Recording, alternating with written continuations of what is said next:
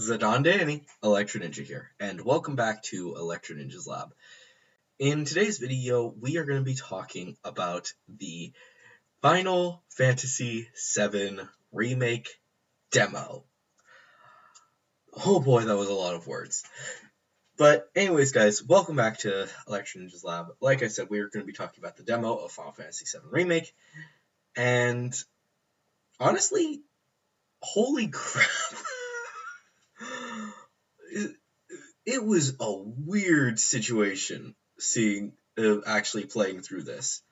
Um, if you haven't, for those of you who haven't played Final Fantasy VII, this may come as a surprise to you, but this remake is really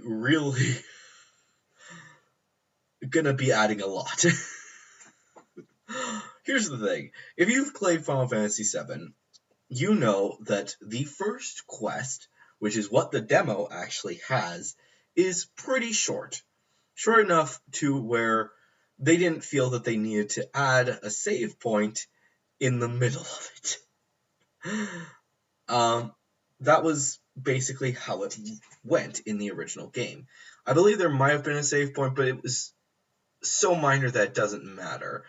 If I'm remembering correctly, the first save point in the game isn't even until you get to the headquarters of Avalanche. Let's just make this clear. They need to put a save point in this thing. If you don't know how the first quest works, it's pretty much that you fight all of the you fight through a whole bunch of stuff, and eventually you reach the bottom of this place, and you have to blow it up. Now, understandably, to be absolutely safe, I made sure to go for the maximum time, which is 30 minutes. This is basically for people who didn't grab all of the chests on their way down.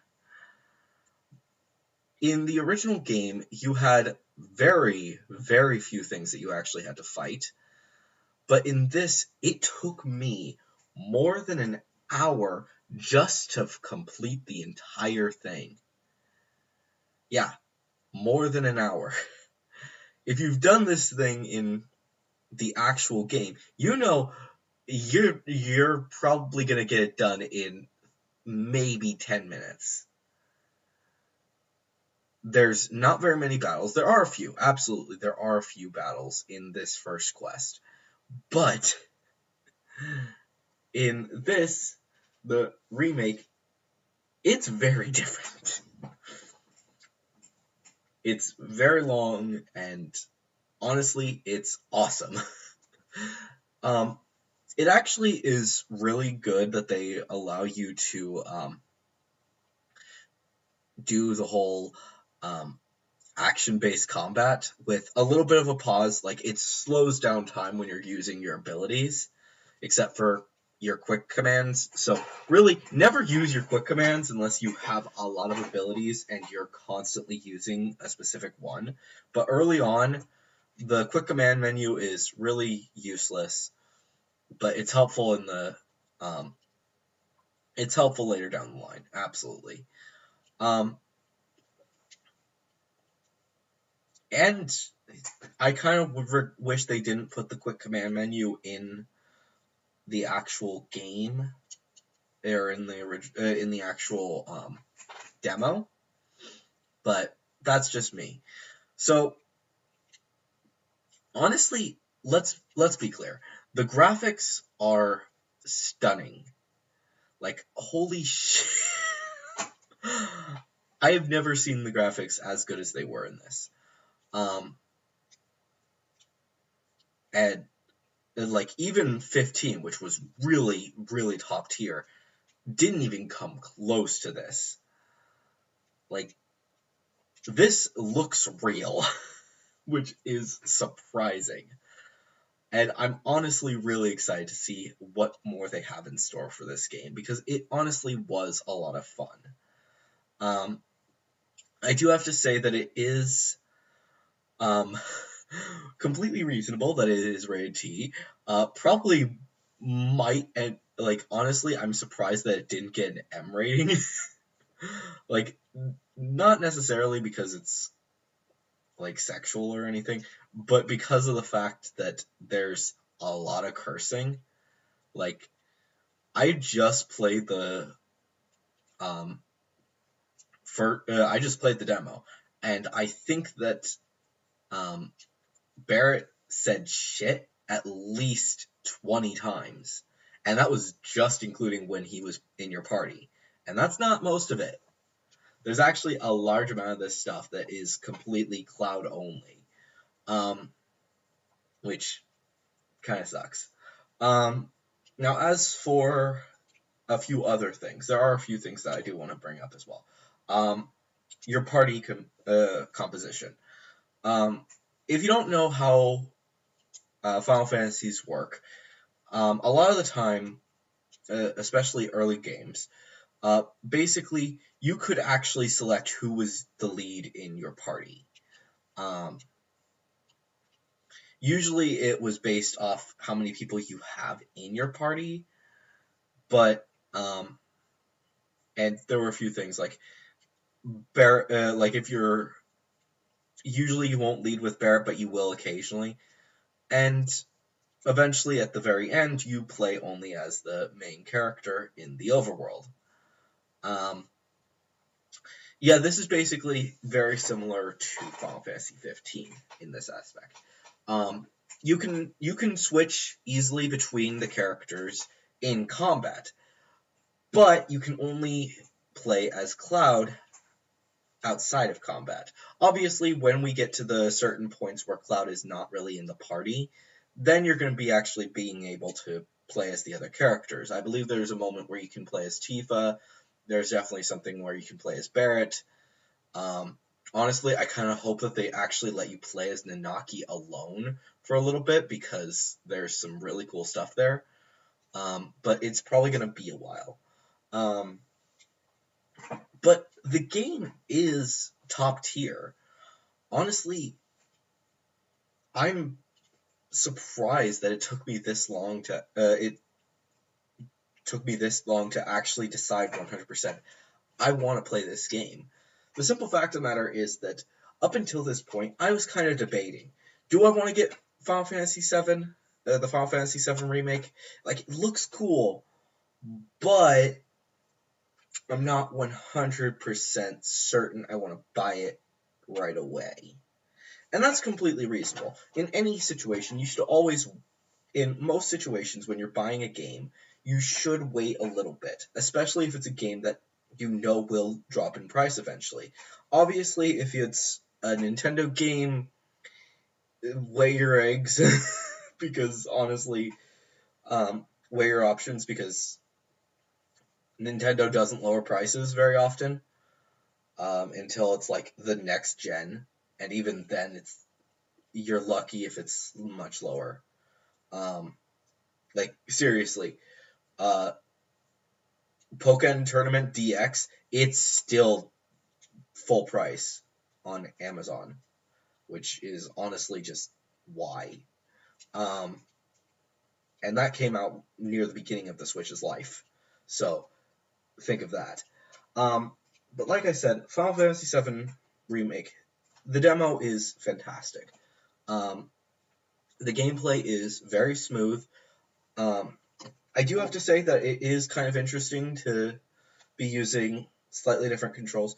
There is no jump, which isn't too surprising since most Final Fantasies don't actually have a jump. Your attack is square. X is to open up your ability menu or attack menu, which honestly you're going to be using that button so often. Triangle is mostly your interact button, but it also in combat will give you your ultimate ability. And circle, I don't remember what circle was. And so yeah. Circle's not super important, but honestly, it's hardly ever important.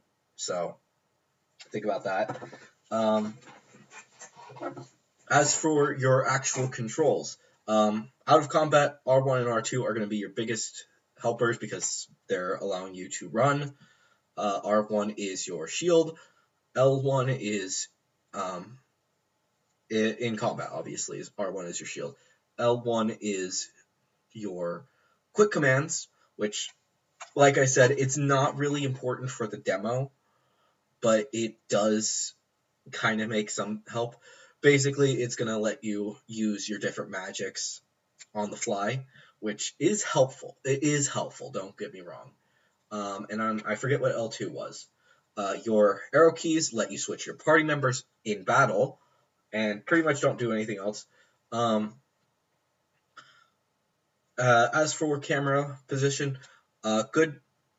It's really awesome that they allow you to actually switch to any format. You can have it normal, where going to the right makes it move right, so on and so forth. Or you can invert it in either the X way is inverted, or the Y way is inverted, or both are inverted, which is honestly a good thing. And obviously, left analog stick is your movement. Pretty simple stuff. Map is this.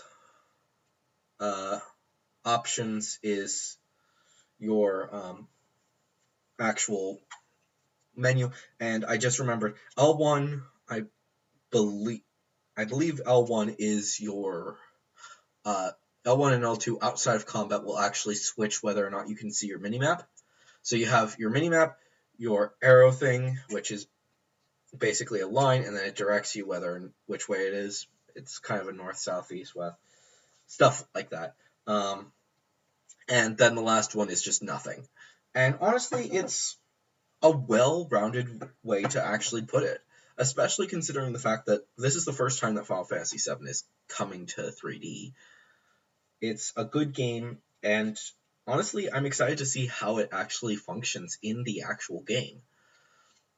As of right now, we currently have only seen Midgard for actual playable stuff, and considering the fact that Nanaki is the last character that they show in the trailers, I'm unsure. Like, I really want to at least be able to get to the Gold Saucer, because I love riding my chocobos.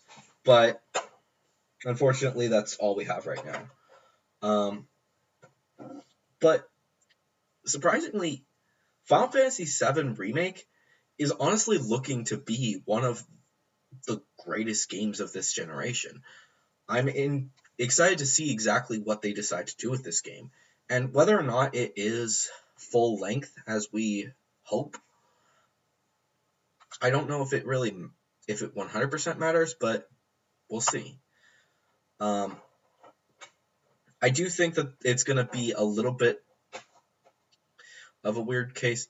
I didn't really explain this well already, but in the demo, you're going to start at level 7, and by the end of it, Barrett should get up to level 8, if you kill everything. Otherwise, Cloud might be 8, and that's it. Because Cloud levels up about halfway through it, and there are some required battles. So, I don't know. We'll see exactly how it works. I think that honestly, though, people are going to enjoy this game, and the demo was a good way to start it. But anyways, guys, let me know what you guys think of the Final Fantasy VII Remake demo down in the comments below. And of course, if you have any theories, or you want to see me live stream Final Fantasy VII when it eventually comes out, then let me know down in the comments below. I am definitely considering it because of the fact that it's a really good game.